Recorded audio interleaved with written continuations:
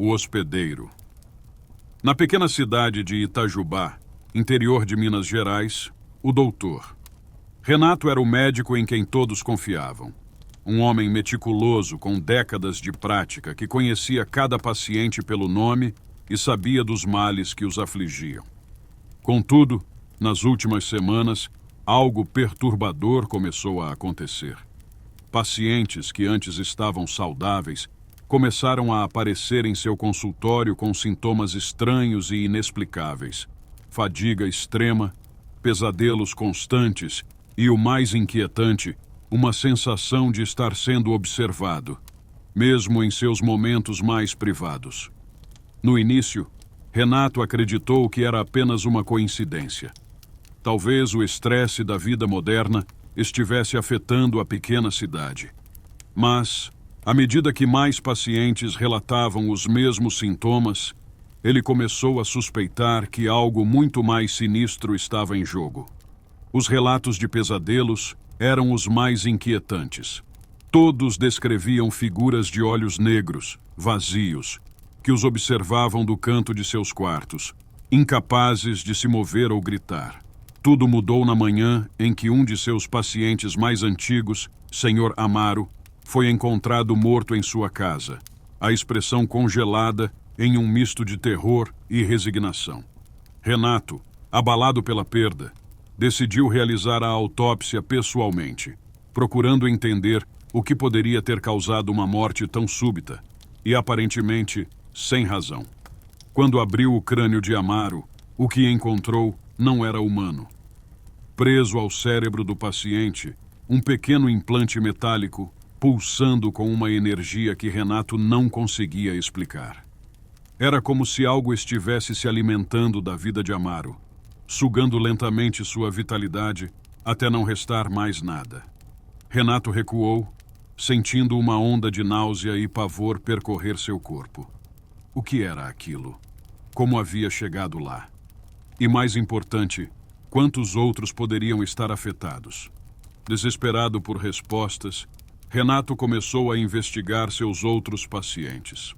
Exames de ressonância magnética revelaram a presença de implantes semelhantes em vários deles. O que no início parecia um caso isolado, agora se mostrava uma epidemia, com dezenas de pessoas na cidade possivelmente afetadas por essa invasão alienígena. A verdade, no entanto, era difícil de aceitar. Seria possível que todos estivessem sendo monitorados, controlados por forças extraterrestres?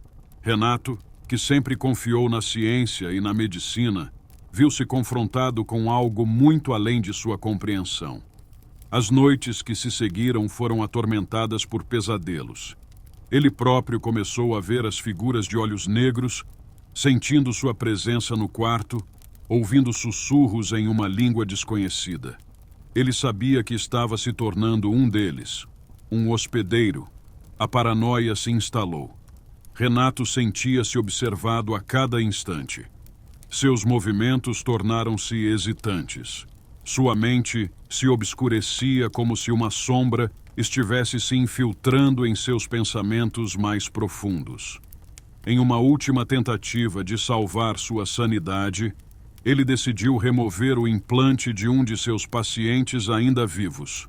Convocou João, um homem robusto que havia começado a apresentar sintomas recentemente, para um procedimento experimental.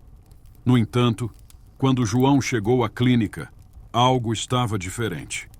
Seus olhos antes claros agora estavam opacos, como se algo tivesse apagado a luz dentro deles.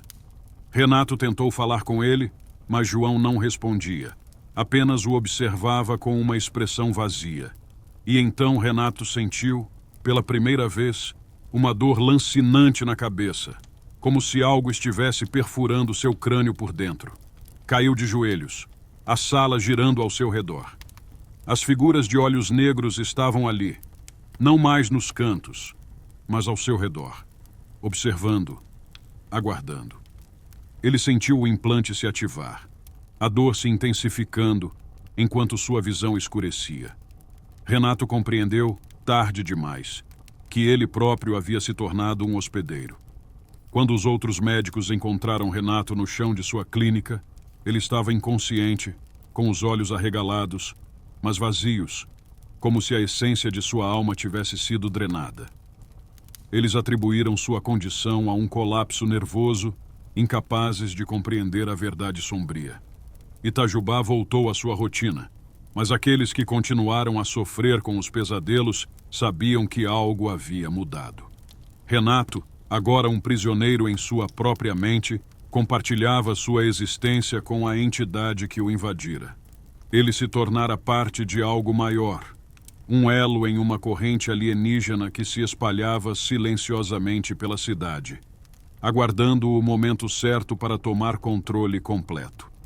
E nas noites mais escuras, os moradores ainda relatavam ver figuras de olhos negros, observando-os das sombras, esperando pacientemente que mais um hospedeiro fosse escolhido.